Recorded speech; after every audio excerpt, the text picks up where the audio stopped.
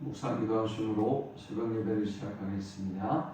하나님 은혜와 사랑에 감사합니다. 오늘도 우리에게 새날을 허락하시고 예배할 수 있는 은혜 주심을 감사합니다. 오늘 이 하루도 온전히 주께만 영광 돌리는 하루가 되게 하시고 주와 동행하는 복된 하루가 되도록 인도하여 주옵소서.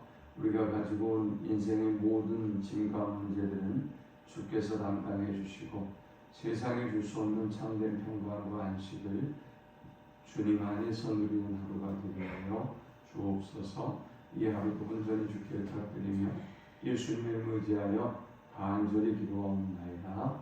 아멘. 찬송 521장 드리겠습니다. 구원으로 인도하는 그 문은 참 좁으며 생명으로 인도하는 그 길은 참 험하니 우리 몸에 지워 있는 그 더러운 죄짐을 하나 없이 벗어놓고 힘써서 들어갑시다.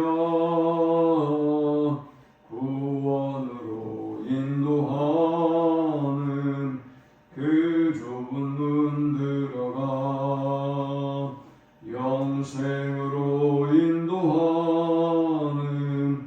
그 생명길 갑시다.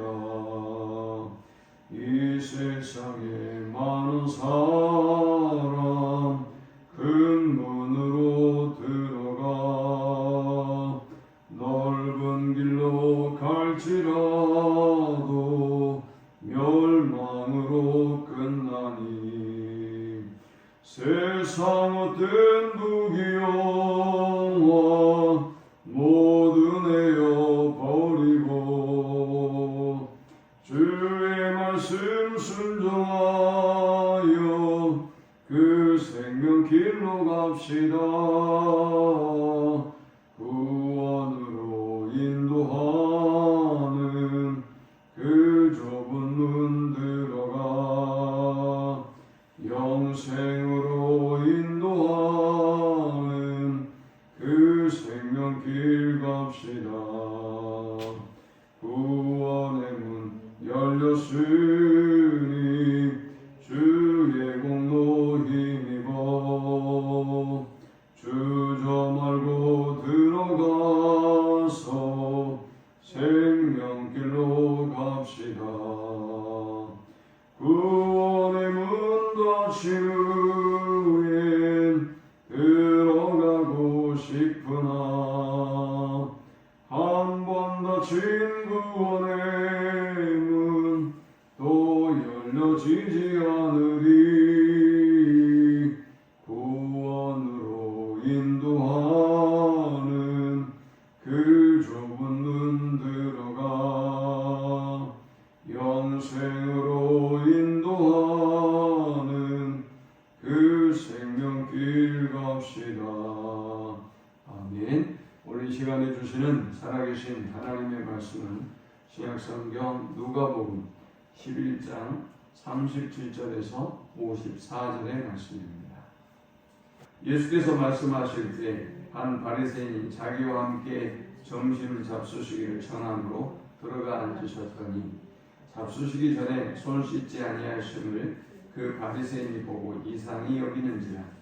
주께서 이르시되 너희 바리새인은 지금 잔과 대접의 겉은 깨끗이 하나 너희 속에는 탐욕과 악독이 가득하도다.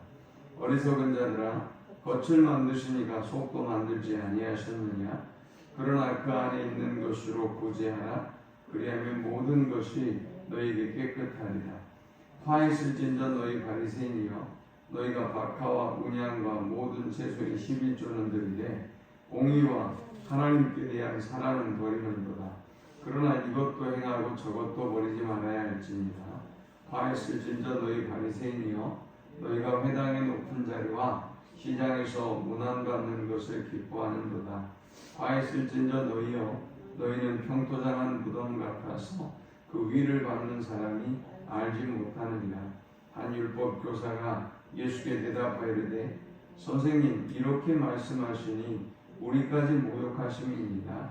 이르시되 화했을진저 또 너희 율법교사여, 지기 어려운 짐을 사람에게 지우고 너희는 한 손가락도 이 짐에 대지 않는도다.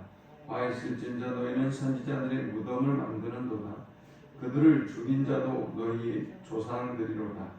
이와 같이 그들은 죽이고 너희는 무덤을 만드니 너희가 너희 조상이 행한 일에 증인이 되어 옳게 여기는도다.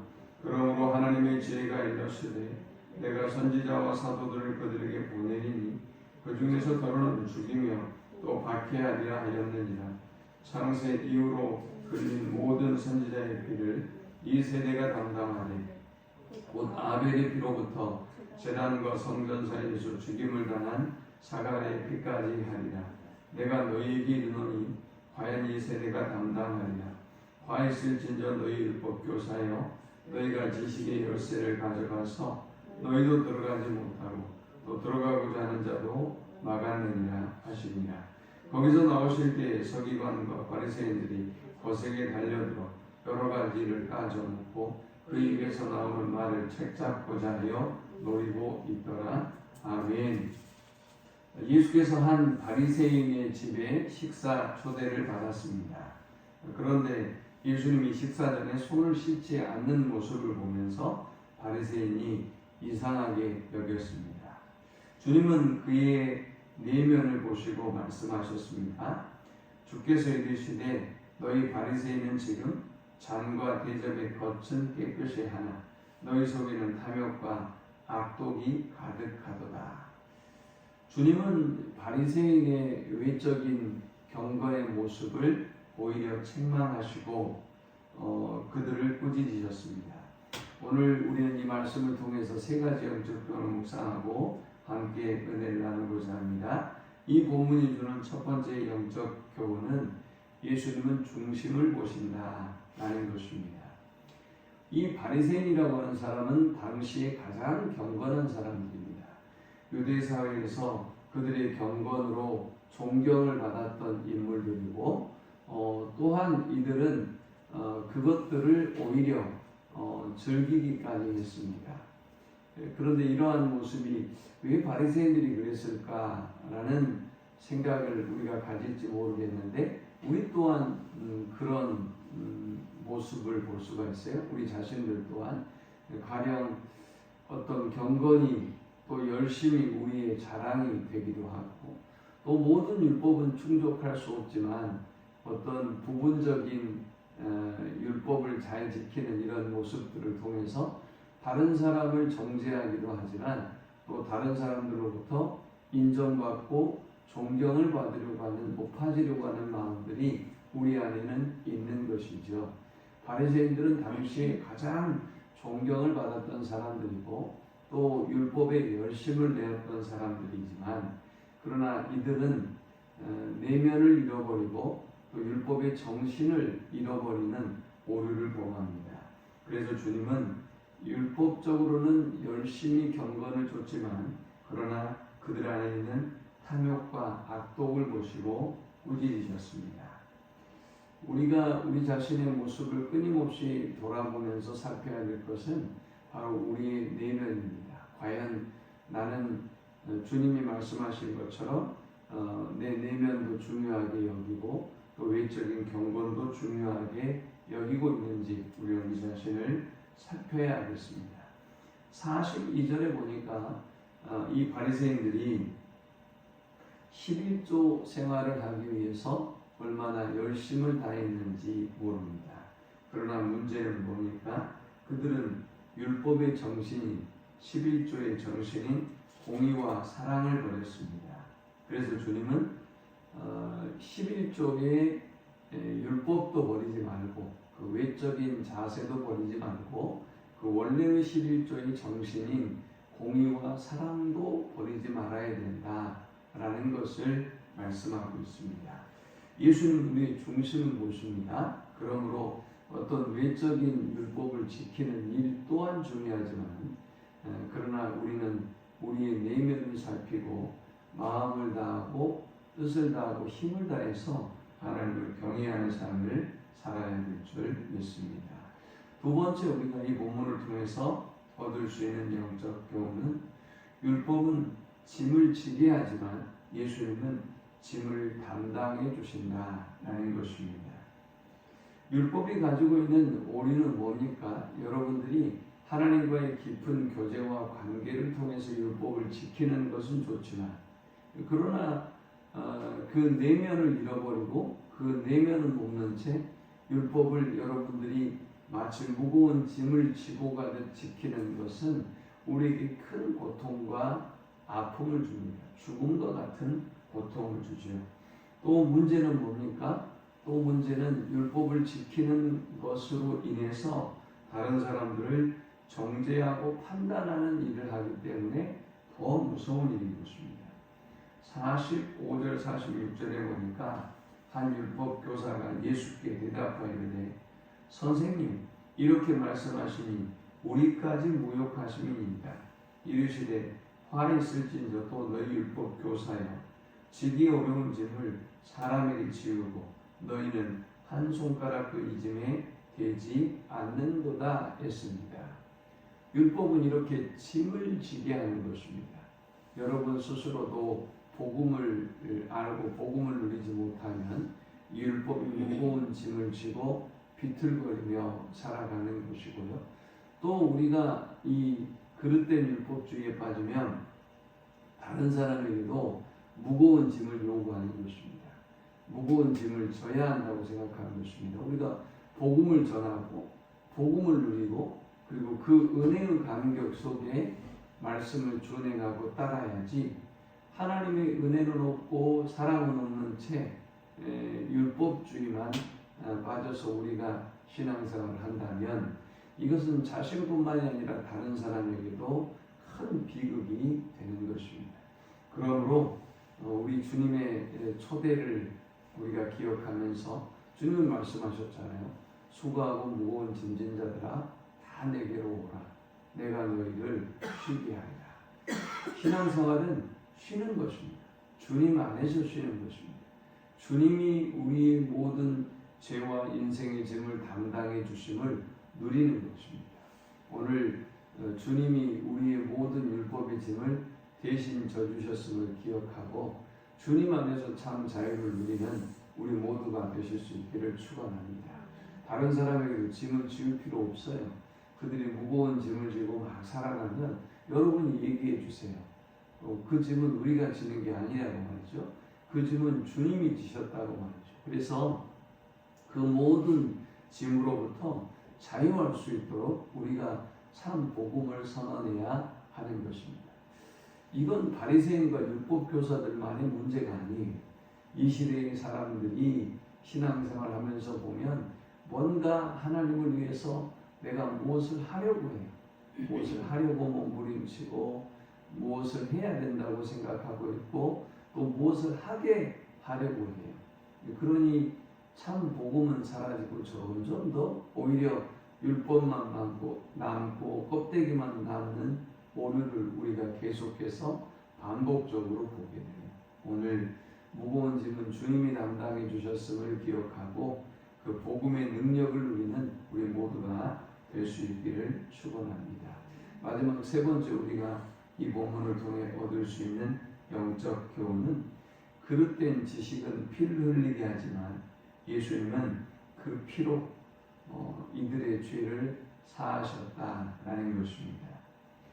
우리가 율법에 대해서 잘못된 지식을 가지고 있으면 우리도 고통을 당하지만 다른 사람들도 고통을 당하게 된다고 했죠. 그런데 우리가 잘못된 율법에 대한 말씀에 대한 지식을 가지고 있는 것을 주님은 이렇게 말씀하셨어요. 52절에 화 있을진저 너희 율법 교사여 너희가 지식의 열쇠를 가져가서 너희도 들어가지 못하고 또 들어가고자 하는 자도 막았느니라 하시니라. 아멘. 여러분 이건 정말 두려운 말씀이에요.